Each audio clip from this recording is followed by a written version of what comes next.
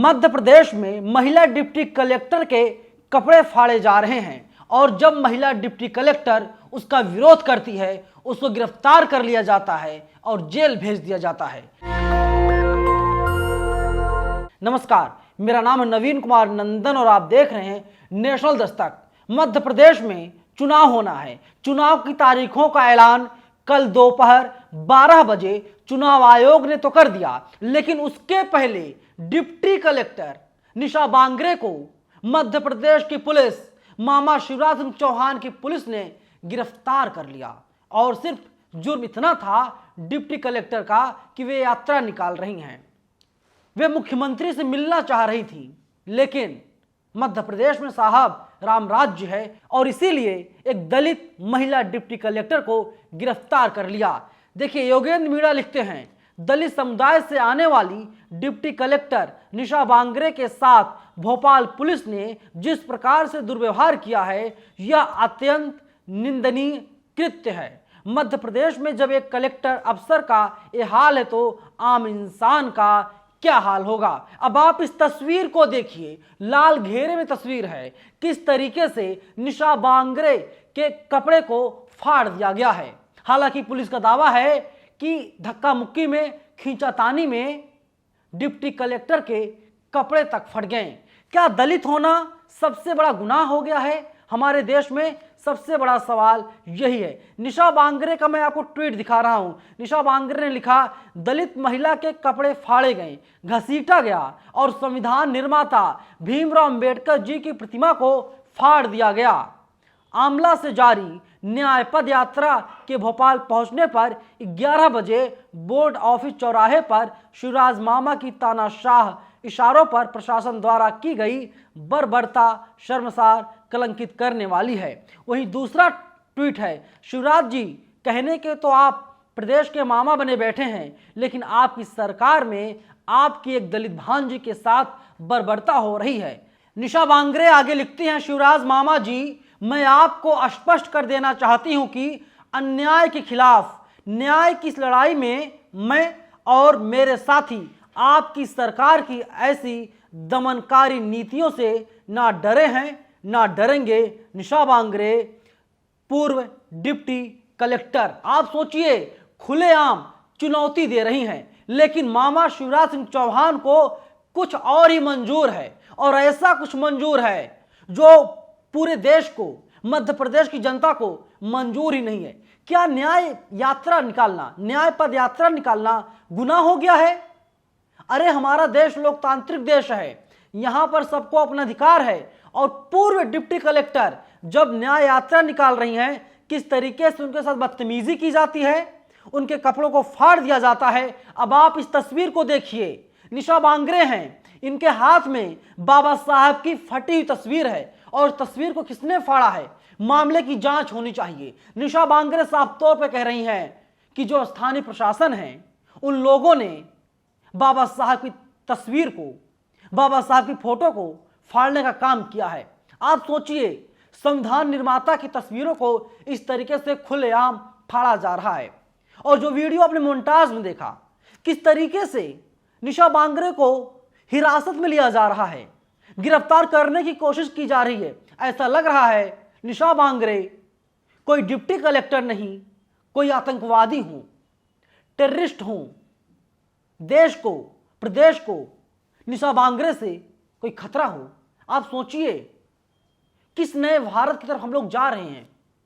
और आपको समझना चाहिए, जो गिरफ्तारी की टाइमिंग थी बहुत ही ज्यादा महत्वपूर्ण थी, क्योंकि 12 बजे, ठीक 12 बजे इलेक्शन कमीशन ने प्रेस कॉन्फ्रेंस की शुरुआत कर दी थी और तभी 5 राज्यों में आचार संहिता लगा दी गई और 11 सवा 11 बजे तक निशा बांगरे को गिरफ्तार कर लिया गया।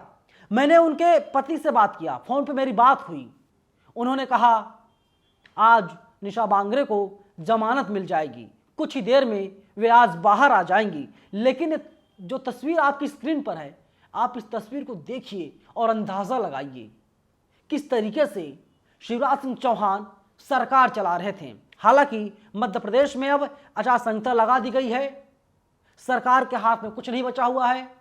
अब जो कुछ है, प्रशासन, शासन, सब कुछ अब चुनाव आयोग के हाथों में है। लेकिन जैसे बाबा साहब तस्वीर फाड़ी गई है, ये बहुत ही ज़्यादा निंदनीय है।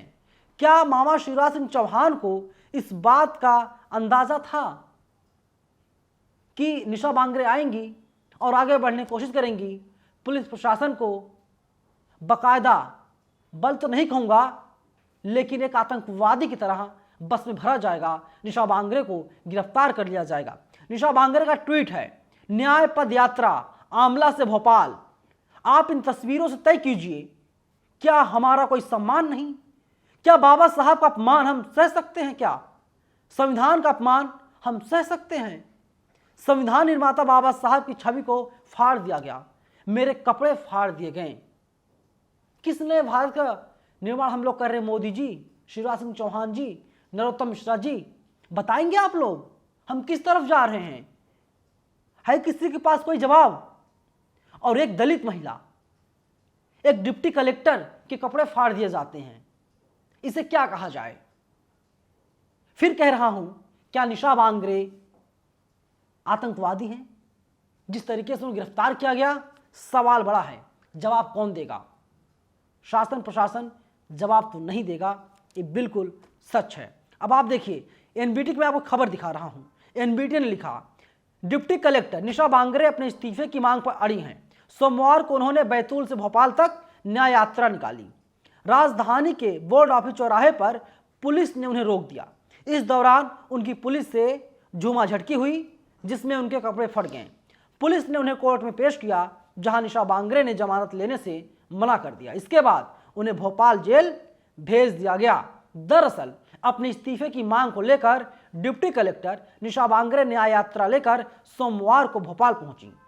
यहां जब वे यात्रा लेकर सीएम हाउस की ओर बढ़ रही थीं, तभी उन्हें बोर्ड ऑफिस चौराहे पर पुलिस ने रोक दिया। इस दौरान निशा बांगरे की पुलिस से झूमाझटकी हुई। बाद में पुलिस ने उन्हें हिरासत में लेकर भोपाल कोर्ट में पेश किया, जहां उन्होंने जमानत लेने से इनकार कर दिया। बाद में उन्हें भोपाल सेंट्रल जेल भेज दिया गया। डिप्टी कलेक्टर निशा बांगरे ने मीडिया से चर्चा के दौरान कहा कि न्याय यात्रा को रोकने के लिए उनके साथियों को धमकी दी जा रही है।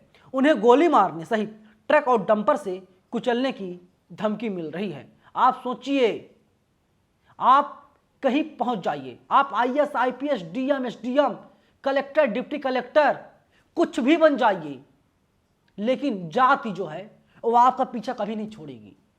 अगर निशा बांगरे की जगह निशा तिवारी, त्रिवेदी, द्विवेदी, चतुर्वेदी, उपाध्याय, सिंह होती, इस तरीके से इनके साथ ऐसा कृत्य, ऐसा व्यवहार नहीं किया जाता।